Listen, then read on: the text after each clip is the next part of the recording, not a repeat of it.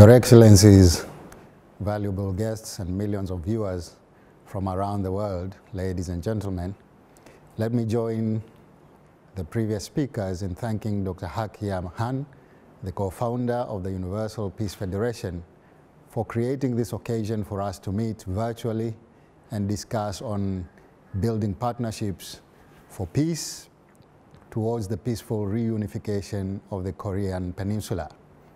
On behalf of the government and the people of Zanzibar, I would like to thank you for giving me this opportunity to address the viewers of this rally of hope and share with them some reflections on how leaders can facilitate national reconciliation with the case study of Zanzibar. I'm informed that this rally is the 6th call upon the world leaders to not only reflect on the ongoing COVID-19 pandemic, but also come up with innovative ideas and solutions to emerge from it more united as a human family, prosperous and in peace. I commend you for your tireless investments, especially in the recent years, to make Africa a brighter continent through summit and educational programs held in various parts of the continent, guided by your vision of one family under one God.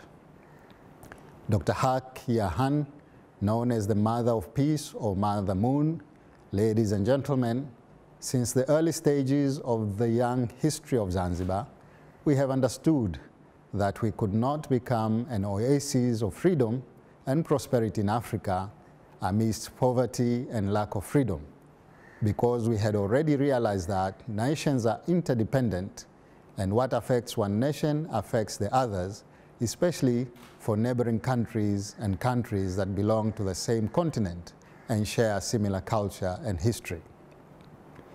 Our destiny is to grow and prosper together as a continent. That is why my country, the United Republic of Tanzania, has always expressed its solidarity to people in search of freedom and peace, but also has been involved in all the regional and global initiatives promoting reconciliation, development, and peace. Even though the Korean Peninsula seems far from the African continent, we recall that Africans took part in the Korean War with the hope to restore peace and democracy. Unfortunately, Korea remains divided 70 years later, with tensions putting a huge threat on peace in Southeast Asia, with unimaginable consequences to the rest of the world. It is for this reason that we cannot just watch the many negative consequences of our divided nation without all of us contributing to solving this conflict, often referred to as the forgotten war. I salute the initiatives of Mother Moon to create a think tank composed of experts from all around the world and all walks of life to come up with innovative ideas that could contribute to restore peace and security in a united Korea. Historically, Zanzibar was marred with socio-political struggle, clustered along regionalization and ethnic divide, following the first multi-party elections in 1995. In 2010, Zanzibar embraced the Government of National Unity. Unfortunately, subsequent to the 2015 general elections, the GNU could not be formed due to dispute of results. The year 2020 will go down as a year of history in Zanzibar as a result of my deliberate intention to restore the GNU during campaigns as well as after the announcement of the electoral results gave confidence and hope to many people, including those from the opposition party. I must give credit to the late Saif Sharif Hamad, a legendary political giant in the islands who is rendered as an icon of multi-party politics for his acceptance to form GNU and assume the position of the first vice president. Some analysts were predicting greater disparities in Zanzibar following the elections, but to their amazement, we embraced the GNU. In Zanzibar, this marks the beginning of a reconciled phase, 28 years after the adoption of multi-party politics. Two major pillars enabled my administration to achieve the GNU and the resulting harmony and tranquility in the islands. The first is the enabling constitution that provides for a legal framework of establishing GNU, and second is leadership that made the implementation of GNU possible. In 2010, we amended the 1984 Zanzibar Constitution to allow for the formation of Government of National Unity. The amendments were adopted and ratified to reflect the results of referendum that was held on 31st July 2010 to decide which kind of government the people of Zanzibar want. More than two-thirds of the electorate, 66.4% to be precise, voted for a power-sharing government. It was indeed the right direction towards promoting unity, sense of belonging, and mutual tolerance. Zanzibar used to experience insecurity and chaos after every general election. Subsequent to election results, my main opponent did not immediately accept the results, but as I left the doors open, he came along and we formed the GNU. I must admit that it made me very happy to register such an achievement during the early days of my 5 years mandate. Our vision is to have a united Zanzibar and to consolidate the efforts of islands to prosper economically.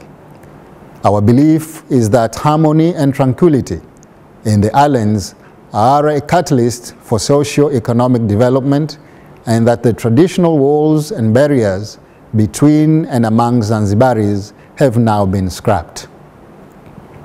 We want to drive positive changes that will transform Zanzibar into an Indian Ocean economic hub. We are keen to ensure that we utilize our strategic, geographic, and historical significance to develop our productive and service sectors as well as our economic infrastructure.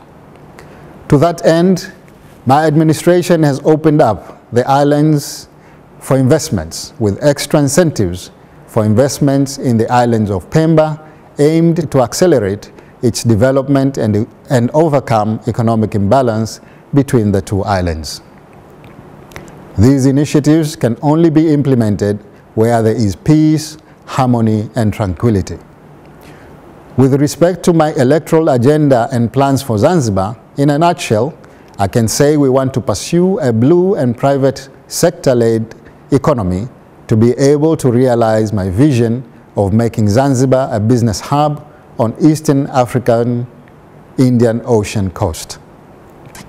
Zanzibar has a potential to focus on this area to be able to build new vibrant economy aiming at reducing unemployment rate, poverty, and promoting economic growth. As I mentioned earlier, that we have to come up with innovative ideas and become more united as human family, Zanzibar is committed to pursuing a blue economy, knowing also that it is an important priority for the Indian Ocean Rim Association, IORA, in terms of economic development.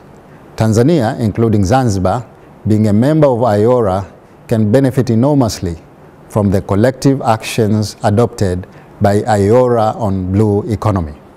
My government will work together with the private sector and development partners to promote job creation and improve education, health, and infrastructure in line with the Zanzibar 2050 development vision. To conclude my remarks, I would like to encourage you, Mother Moon, and all the friends of UPF around the world to keep joining efforts in such programs, and I want to assure you that my country is ready to cooperate with the Universal Peace Federation and its associations in promoting peace and development. I thank you for your kind attention.